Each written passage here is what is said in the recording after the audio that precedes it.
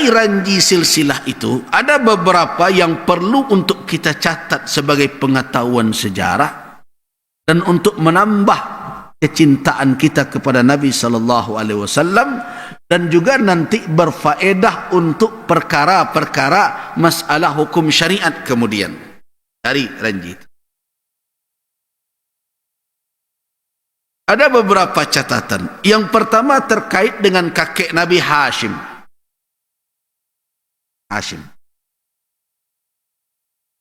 Hashim ini adalah ayah dari Abdul Muttalib.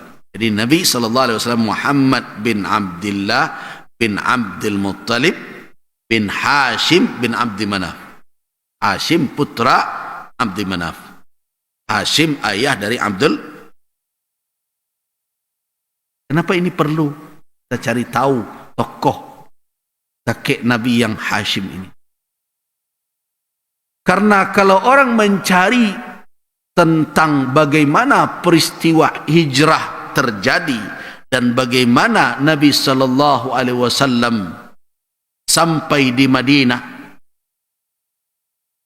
dan mengapa orang-orang Madinah tidak rumit untuk menerima Nabi, apakah ada unsur kekerabatan antara Rasulullah dengan orang Madinah itu? Jawabannya iya. Jawabannya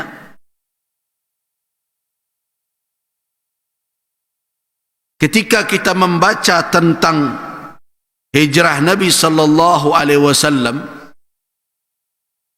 di dalam riwayat Al-Imam Al-Bukhari, jika Nabi datang, tidak ada suasana penduduk Madinah yang bergembira, yang begitu senang dibandingkan dengan hari kedatangan Nabi sallallahu alaihi wasallam.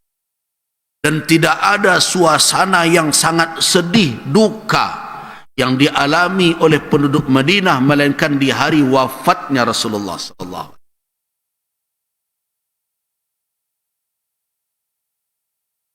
Tidak ada suasana yang begitu gembira, senang yang dialami, yang dilalui oleh masyarakat Madinah melainkan ketika Nabi datang. Semua mereka bangga dan senang.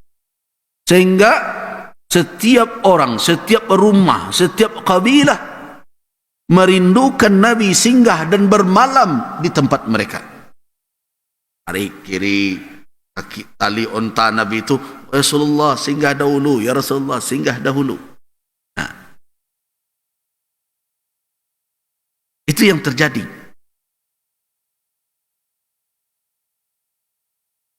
Imam Ibn Qayyim Jauziyah rahimahullah menukilkan kisah ini di dalam kitab beliau Zadul Ma'ad. Riwayat itu ada di dalam kitab-kitab sahih seperti Sahih Al-Imam Al-Bukhari. Juga dalam kitab sejarah Imam Al-Bukhari. Nah, ketika tarik-menarik tali kekang unta itu terjadi, apa kata Nabi sallallahu alaihi wasallam? Allu sabilaha. Kata Nabi, bebaskan jalannya. Artinya biarkan sajalah jalan unta itu. Fa innaha ma'muratun. Sesungguhnya unta itu sedang diperintah hari ini. Saat itu ada yang memerintahkannya kemana dia akan berjalan, di mana dia akan berhenti, di mana dia akan singgah nanti. Akhirnya mendengarkan perintah itu, tidak ada lagi yang menarik, membiarkan unta itu.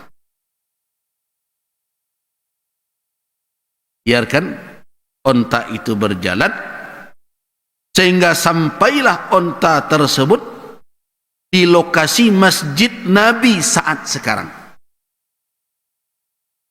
Babarakat. Di situ unta itu duduk.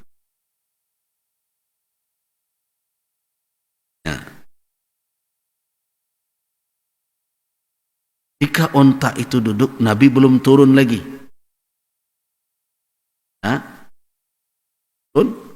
Kemudian onta itu berdiri kembali. Wa nahadat. Wasarat qalilan, dan kemudian berjalan sedikit lagi.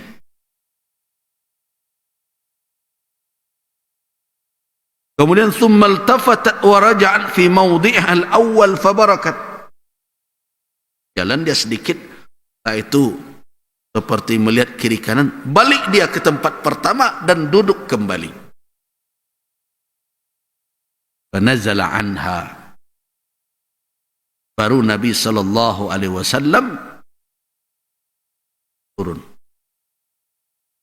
Ketika berhenti pertama, unta sudah duduk, Nabi sallallahu alaihi wasallam belum turun dari unta itu. Dan unta itu bangkit lagi, berjalan sedikit. Kemudian seperti dia melihat kiri kanan, kemudian kembali dia pada posisi pertama, dan kemudian unta itu duduk. Baru Nabi turun. Dan di mana posisi itu? Nah, di dalam kitab sejarah dikatakan bahwa itu berada di dalam kekuasaan wilayah kekuasaan Bani Najjar. Bani An-Najjar. Jadi sekarang Masjid Nabawi itu dahulu itu di dalam wilayah suku Bani Najjar. Bani Najjar. Dan siapa Bani Najjar ini? Apa ada hubungankah antara Bani Najjar dengan Rasul? Nah, ini berkait dengan cerita kakek Nabi yang disebut Hashim tadi. Hashim putra Abdul Manaf ini, sebagaimana profesi banyak orang-orang Makkah yang memiliki modal adalah berdagang. Perdagangan mereka ada dua ekspedisi mereka, ekspedisi dagang ke Syam dan ekspedisi dagang ke Yaman, yang disebut dengan Rihlat Asyita was Saif. Nah, Hashim termasuk itu pula pekerjaannya. Nah, ketika Hashim muda ini berdagang, salah satu jalan menuju Syam, menuju Syam ini ada 3 jalur utama. Yang pertama adalah jalur timur, yang kedua jalur tengah, yang ketiga adalah jalur barat. Jalur tengah ini adalah melintasi kota Yathrib yang dikenal sekarang dengan kota Madinah. Nah, ketika Hashim berdagang lewat dengan jalur Madinah, singgahlah di kota Yathrib itu. Sampai di Yathrib, sambil berdagang, jatuh hati kepada seorang anak gadis. Anak gadis dari Bani Najjar. Namanya di dalam berbagai catatan sejarah disebut namanya Salma.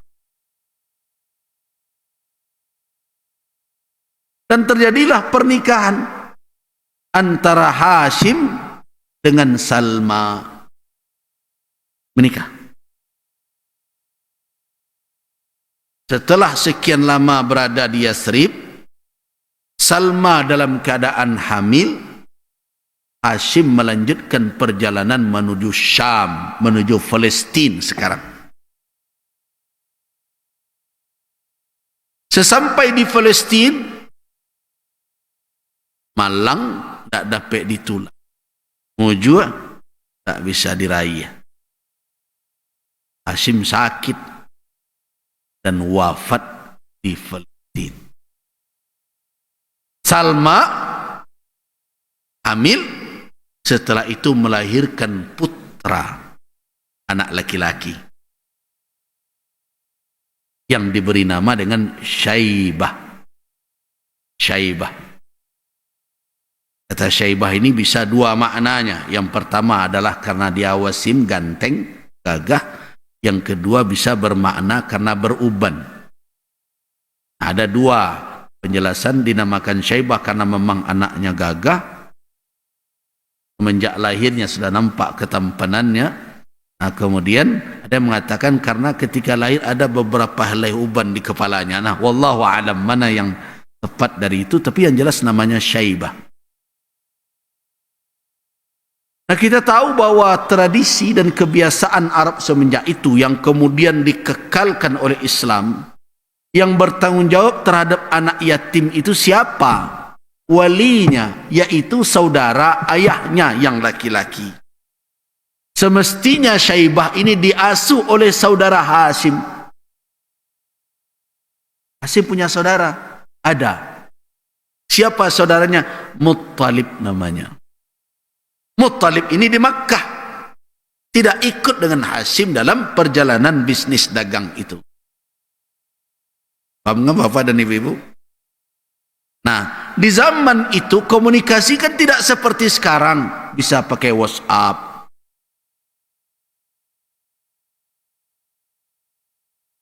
Sehingga keberadaan putra Hashim yang bernama Syaibah ini terlambat informasinya.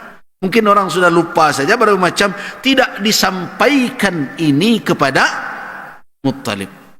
Ya bisa jadi keluarga Salma juga menyembunyikan karena berat berpisah dengan anak dan berbagai macam. Kalau nanti ketahuan oleh keluarga Hashim dijemput kan berpisah Salma dengan putranya. Sampailah Hashim ini nanti putra Hashim ini Syaibah ini berumur 8 tahun.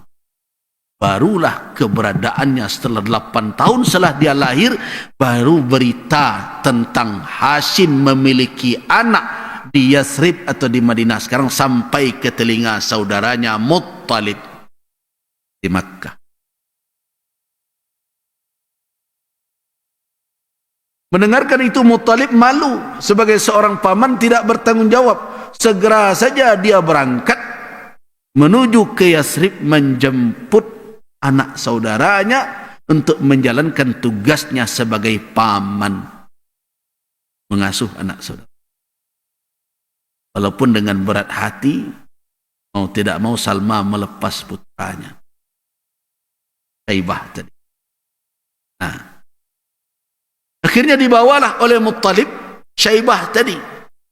Sesampai di Makkah, karena tidak semua orang tahu bahwa yang dibawa itu adalah anak saudaranya, banyak orang Makkah menyangka bahwa Muttalib membeli budak di luar sana. Anak gagah. Umpan ini kan Muttalib mungkin membeli budak ini. Nah, dengan alasan itulah akhirnya masyhur panggilan Syaibah itu menjadi Abdul Muttalib, budak Muttalib. Padahal itu adalah anak saudaranya. Dan bahkan Muttalib sendiri karena begitu sayangnya dengan Syaibah, malah lebih mengedepankan Syaibah ini dibandingkan anak-anaknya, sehingga nanti tugas-tugas kepemimpinan di Makkah khususnya adalah 2 tugas yang ada pada keluarganya, yaitu Sidanah dan Siqayah. Apa itu Sidanah dan Siqayah? Rifadah dan Siqayah, yaitu tugas untuk melayani tamu yang datang untuk berhaji dan tugas untuk mengatur bagaimana pemanfaatan sumur Zamzam. 2 tugas ini ada pada keluarga Nabi SAW, diturunkan kepada Abdul Muttalib. Bukan kepada anaknya, jadi kepada Abdul Muttalib, kepada Syaibah.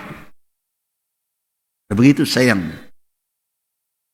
Nah, jadi dengan demikian bisa kita simpulkan bahwa Abdul Muttalib ini secara kekerabatan adalah putra dari Hashim bin Abdul Manaf bin Qusay bin Kilab dan seterusnya.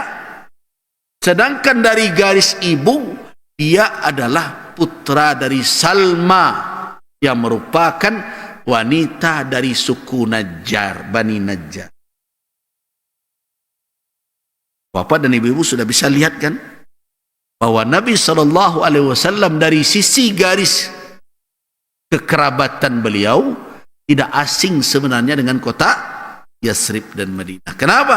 Karena kakek beliau adalah putra dari Bani Najjar itu. Nah, makanya ketika onta itu telah duduk dan para sahabat tahu bahwa disinilah tempat Nabi, itu adalah tempat pembersihan kurma setelah dipetik oleh Bani Najjar, dan juga itu milik secara personalnya adalah milik 2 orang anak yatim yang Nabi kemudian menawar berapa akan dijual, tapi mereka tidak mau, melainkan hanya mewakafkan saja. Nabi tidak mau terima karena ini anak yatim. Beliau bayar, dan kemudian tebanglah pohon-pohon kurma, dan di bagian tertentu ada kubur orang Yahudi yang lama yang sudah tidak ada di bekasnya, tetapi kemudian disingkirkan. Nah, ketika telah diletakkan posisi masjid di mana dibangun dan rumah Nabi, dan itu ada proses pembangunan. Dan Nabi di mana malam? Nah, disitulah kita faham kenapa Nabi mengatakan di dalam kalimat beliau, "Ayyu buyuti ahlina aqrab," kata Nabi. Rumah kerabat kita, rumah keluarga kita yang terdekat mana? Kenapa Nabi katakan ahlina? Karena Bani Najjar itu akhwal, adalah pak etek dan etek beliau kalau bahasa awak. Ya, beliau katakan ayyu buyuti ahlina aqrab, mana rumah keluarga kita, ahli kita yang lebih dekat. Nah, ketika itu barulah muncul Abu Ayyub Al-Ansari. Ayyub, kata Abu Ayyub, ana ya Rasulullah, saya yang lebih dekat. Akhirnya Nabi SAW dibawa oleh Abu Ayyub, onta beliau dibawa, dan Nabi bermalam di rumah Abu Ayyub sampai rumah beliau dan masjid selesai dibangun. Nah, apa dari peristiwa sejarah tersebut? Ternyata hubungan kekerabatan walaupun tidak hubungan nasab tetap harus dijaga. Ini dari situ banyak ulama tidak ada mengungkai tradisi Minang yang bersuku melalui kekerabatan tali rahim. Tetapi tugas ulama sampai sekarang dan selanjutnya tetap menjaga bahwa orang Minang harus menjaga nasab berdasarkan keturunan dari garis bapak. Nah, dari situlah alasannya mengapa suku di Minangkabau tidak bisa dikatakan bertolak belakang dengan syariat. Kenapa? Karena itu hanya suku dalam kekerabatan rahim. Nasab orang Minang tetap menyambung kepada bapak. Ini sudah jelas kan? Jadi di situ sudah berlaku ABSSPK sebenarnya. Jangan dikatakan juga Minang menentang syarak karena bernasab ke ibu. Awak nan salah, jangan orang puluh nan disalahan. Awak nan salah faham namanya. Orang Minang tidak bernasab kepada ibunya, tetapi kepada bapak. Nah, nampak bahwa Nabi SAW tetap menjaga kekerabatan melalui jalur rahim. Itu kan ibu dari kakek beliau kesana. Tetap beliau. Nah, begitu juga Al-Quran tidak sedikit berbicara tentang ulul arham.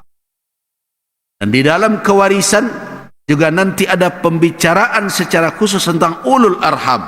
Bagaimana yang kemarin kita bicarakan juga.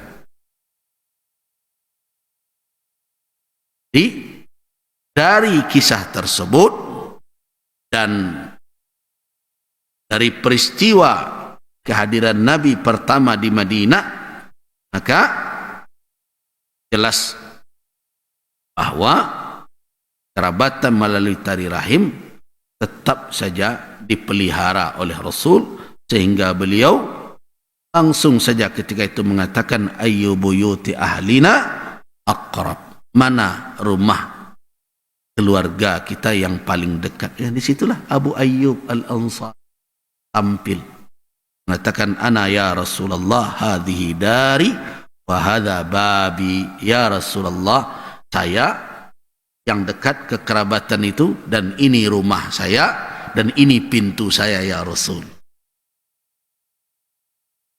Itu terkait dengan nasab Nabi sallallahu alaihi wasallam, yaitu kisah tentang Hashim bin Abdi Manaf. Nah, sedangkan Abdul Muttalib yang ada muncul di dalam garis nasab Nabi, semua kita sudah mengetahuinya betapa sayangnya Abdul Muttalib kepada putranya Abdullah.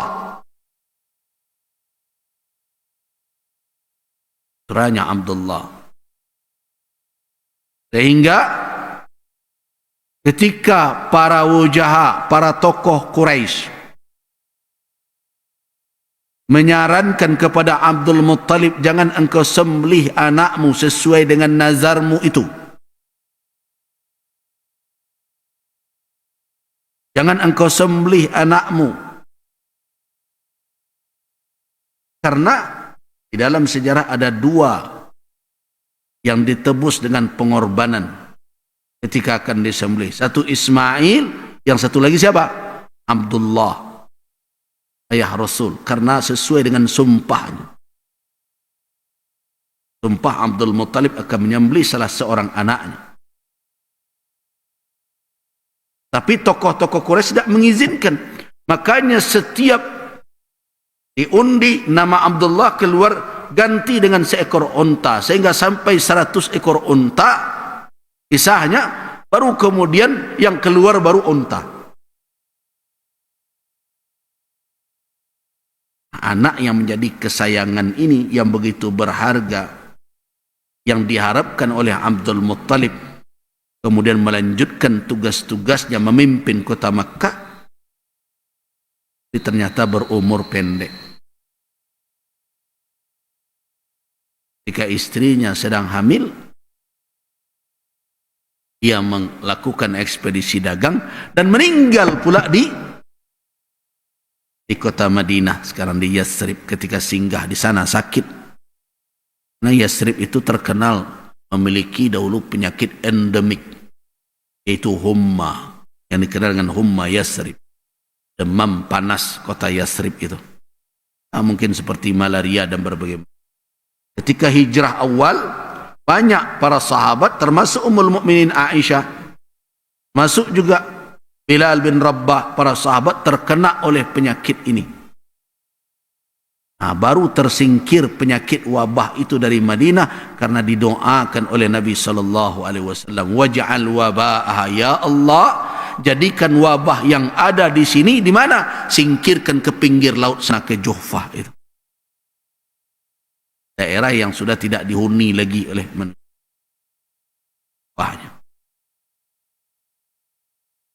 Nah, dari sini dapat pula nanti pelajaran berharga. Apakah Nabi SAW mengajarkan orang menolak bala dengan membunyikan runai sepanjang negari? Jadi perlu kita renungkan. Banyak orang kadang dengan alasan tradisi. Saya dulu mengalami pahit juga berdakwah. Pernah diminta orang untuk diusir dari kampung saya berbagai macam, karena saya dulu menolak jika hari tidak hujan. Kemudian ada suatu negeri sengaja membantai kerbau, menyembelih kerbau di tempat di hulu sungai atau banda. Nah, kemudian mendarahinya dan berbagai macam. Dengan alasan itu katanya untuk hujan turun. Dan tidak ada itu dasar itu. Kalau hujan tidak turun, lakukan salat al-istisqa, salat minta hujan. Tidak ada pula disuruh untuk menyembelih. Kalau mau bersedekah silakan, tetapi kenapa harus di situ? Kenapa harus di tempat itu? Nah, keyakinan-keyakinan yang mengiringi itu tidak punya dasar, dan itu adalah Satu keyakinan yang khurafat. Marah orang. Ada yang datang ke tempat bupati menyuruh tu buya tu sia-sia negari ko ndak orang awak. Nah ini pengalaman pahit dakwah. Dulu saya pernah melarang orang melakukan kegiatan permainan batuang gilo. Batuang gilo itu sama jo luka gilo. Dimantu-mantuan, dibaca-baca sesuatu kemudian suruh pegang yang tidak bisa dikendalikan. Masuk juga dengan meratapi jenazah, si mayat yang disebut bailau namanya. Di wilayah Solok banyak dahulu namanya bailau itu. Kayaknya kalau ada orang katakan dia bailau-ilau jang. Bailau itu menyabut-nyabut jasa orang lelah meninggal. Dipanggil tukang dendang. Kemudian badendang lainnya setelah mati. Ditagakkan panggung untuk itu. Apalagi orang tersebut adalah orang-orang yang bejini di dalam negari. Nah itu saya katakan itu tradisi jahiliyah. Ya, tapi alhamdulillah sedikit-sedikit berubah. Tapi ketika awalnya tidak tanggung-tanggung caci maki, itulah yang akibatnya datang beberapa tokoh menemui bupati minta, ya Gus usia dari siku. Tak tahu ndak orang ndak ulama ndak beradai itu. Ya beginilah keadaan situasinya.